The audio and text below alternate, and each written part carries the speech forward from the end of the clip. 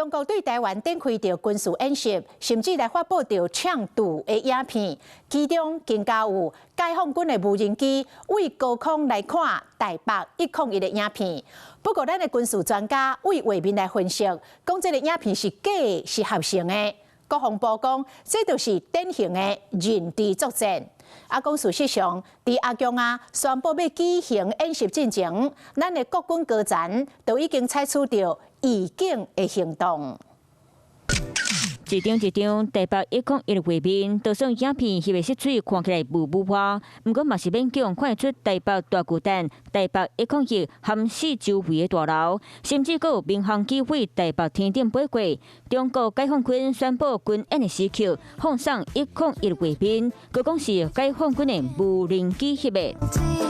讲这支影片翕军机伫咧台湾天顶咧飞，佮用徛伫咧云海看台湾的景色做题目。当时佮讲加一个由台东到台北，随时到到台北的文字，迄件台湾人。国防部提多卡时刻，讲这是典型的认知作战。应该是合成的，它每一里都会有防撞灯，还有就是一些基本的照明。那在这个影片上面却是全黑的。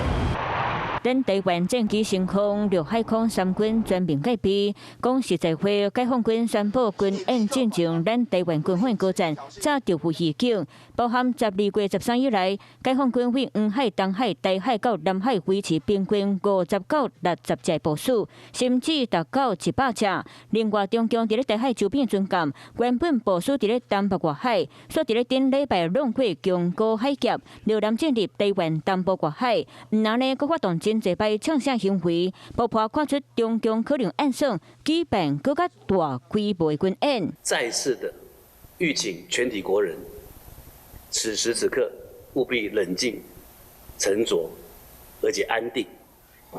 政府对所有的状况都有万全的因应准备。面对强军的演练，咱台湾国军严密戒备，随时发挥应变能力。Hello， 大家好，我是林文。想要抢先掌握最及时的新闻资讯吗？赶快订阅、按赞、开启小铃铛，锁定华视新闻的 YouTube 频道。